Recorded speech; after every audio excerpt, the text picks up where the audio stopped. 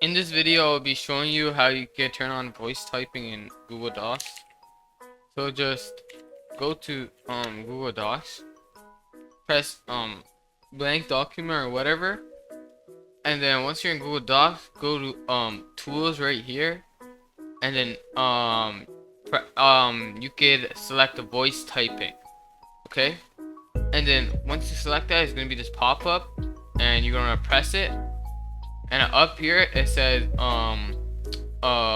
use your microphones, press allow while visiting the site, and boom, as you can see, I'm saying words and it's typing them for me. And yeah, this is pretty cool. To stop it, you could just press the button here again. You could even this is a shortcut you could use, Control Shift S. You could say that and then it will turn it on. And yeah, that's basically it.